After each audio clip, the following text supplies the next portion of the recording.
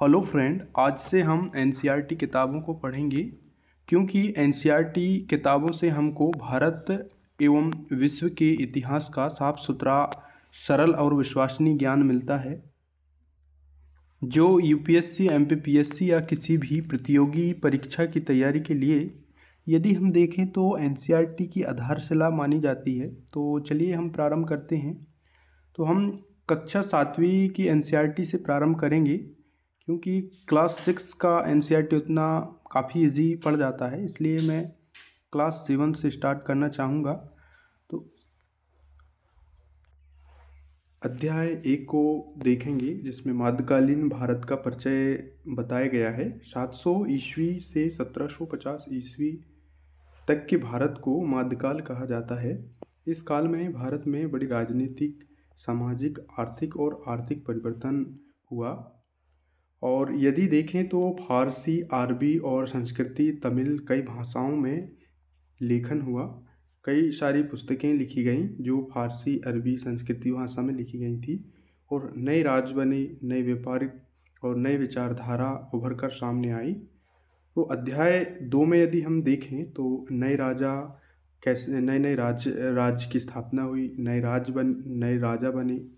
लगभग 7वीं से 12वीं शताब्दी के बीच कई क्षेत्रीय राज्य उभरे, जैसे गुर्जर प्रतिहार वंश, पाल वंश और चोल साम्राज्य वंश, राष्ट्रकूट वंश। इनके बारे में हम विस्तृत से पढ़ेंगे। राजाओं की शक्ति, भूमिदान, सेना, कर, अधीनस्थ सामंतों पर टिकी होती थी।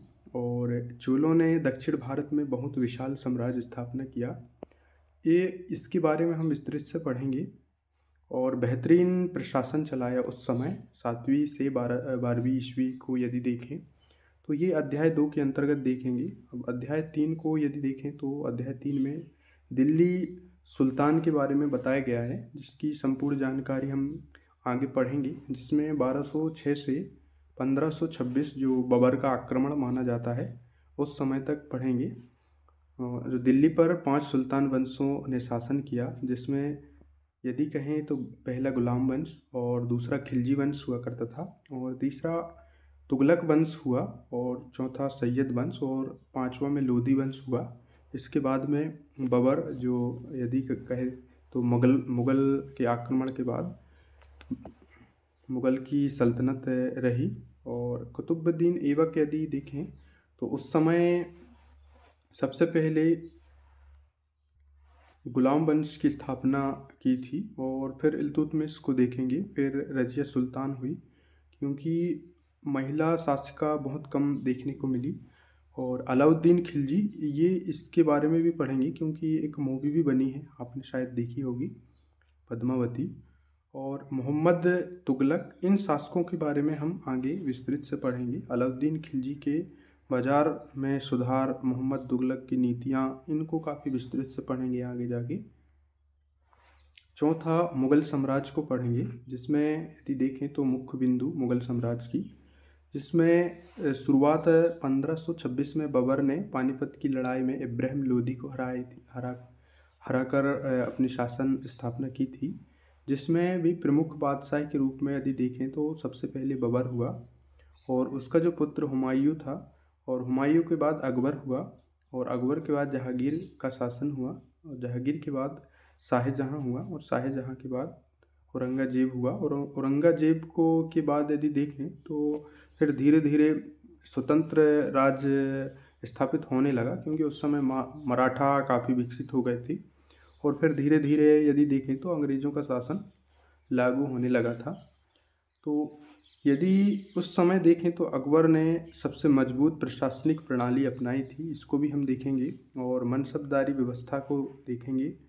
और यदि देखें तो जब्त और 10 साला बंदोबस्त, इसको भी देखेंगे। मुगल काल की जो कलाएं हैं काफ़ी, यदि देखें तो वास्तुकला, साहित्य कला, संगीत का स्वर्ण युग माना जाता है, क्योंकि उन्होंने जो विकसित की यदि देखें वास्तुकला, जो आज भी हमें देखने को मिलता है, जैसे मकबरा हो गया, ताजमहल हो गया, लाल किला हो गया, आज भी हमें मुगल सल्तनत की एक झलक देखने को मिलती है। और यदि हम अध्याय 5 में देखेंगे कि शासन व्यवस्था और वास्तुकला, जिसमें कुतुब मीनार को देखेंगे, ये दिल्ली में है।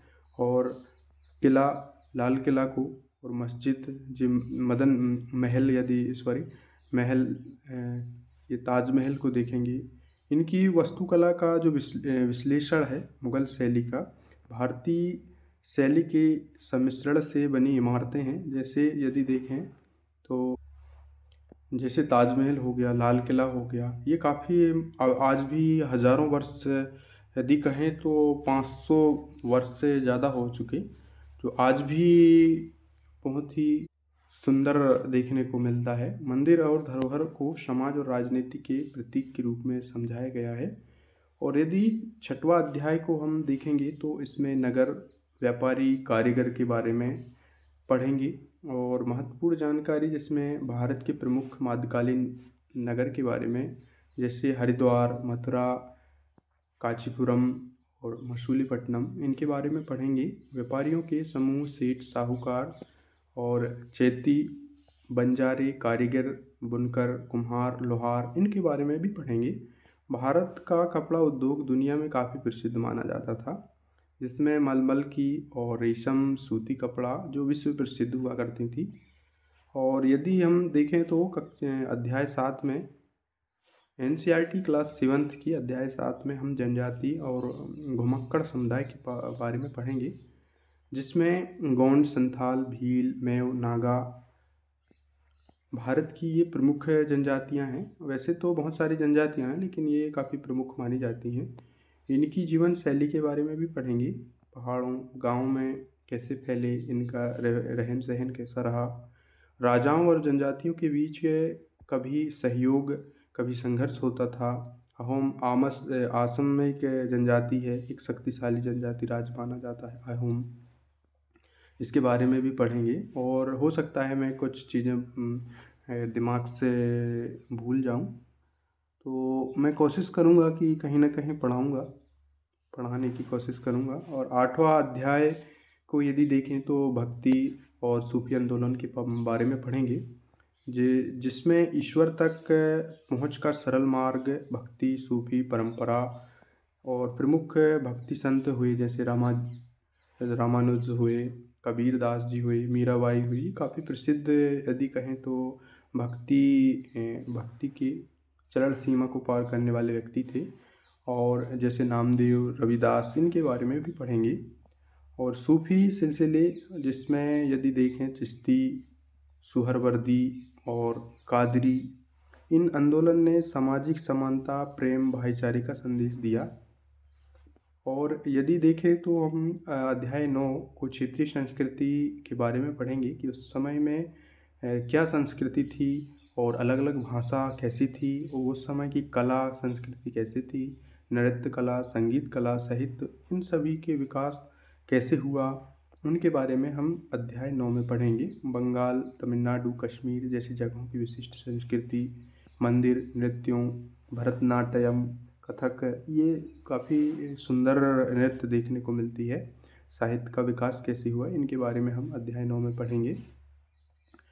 अध्याय 10 को यदि देखें तो 18वीं सदी में नए राजनीतिक गठन, मुख्य बात इस तरह है जैसे कि मुगल साम्राज्य के पतन के बाद जो नए क्षेत्रीय राज्य बने, जिसमें मराठा काफ़ी फेमस हुए यदि कहें तो।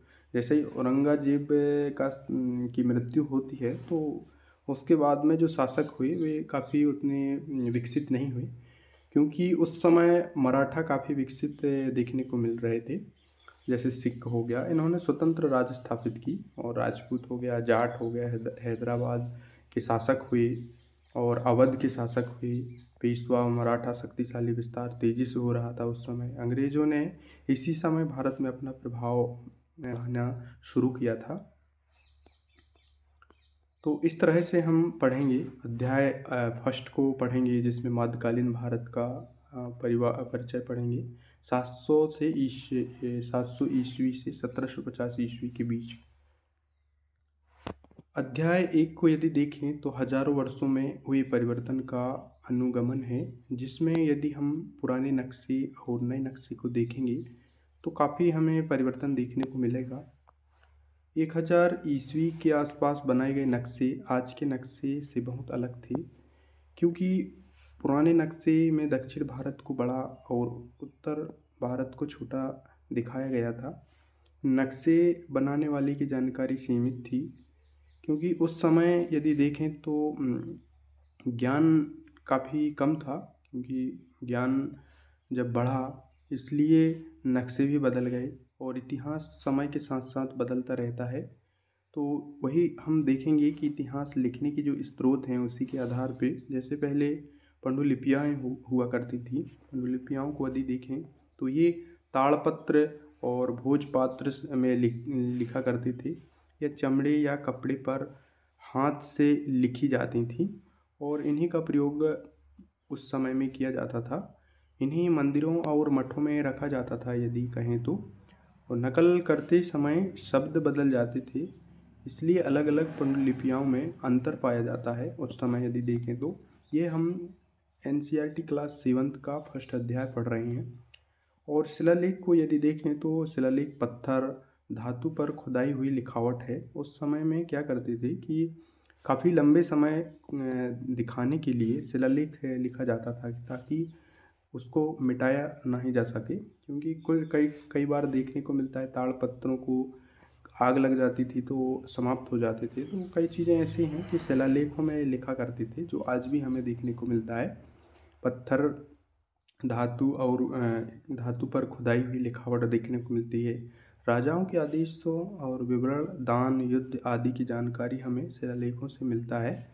पुरातात्विक वस्तु को यदि देखें तो इमारतें और सिक्के, मिट्टी के बर्तन, मूर्तियाँ, कब्रें देखने को मिलती हैं। उनसे उन लोगों के जीवन के बारे में हमको जानकारी मिलता है कि उस समय किस तरह की संस्कृति थी, समाज में लोग कैसे थे, वहाँ की राजनीति वहाँ की राजनीतिक व्यवस्था कैसी थी।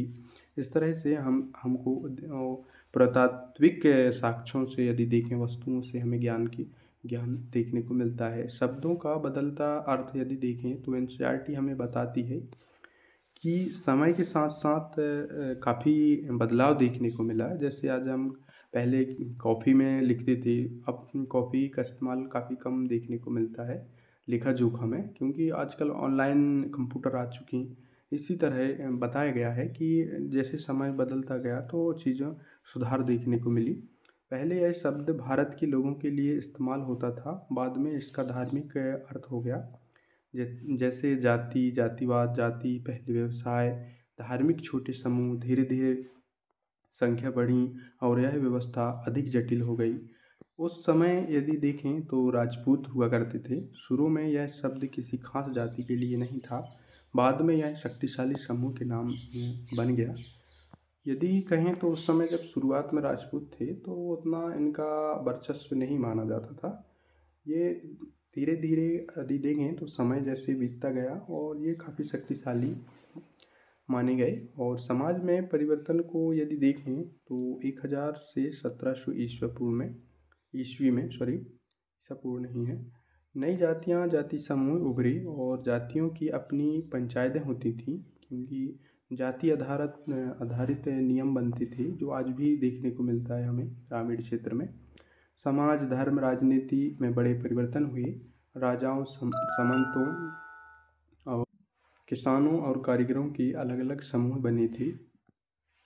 राजाओं और राज्यों के बदलाव को यदि देखें तो कई नए राज्य बने, जैसे चोल, राजपूत, दिल्ली सल्तनत, मुगल प्रशासन, नए तरीके, सेना, कर, जमीन व्यवस्था में बदलाव। समय के साथ सारी चीज़ें बदलती हुई देखने को मिली। और धार्मिक परिवर्तन, भक्ति आंदोलन, सूफी आंदोलन में उभरने लगे। लोगों को समानता, प्रेम, भक्ति का संदेश दिया गया। कई संतों, सूफियों ने आम लोगों तक अपना संदेश पहुंचाया।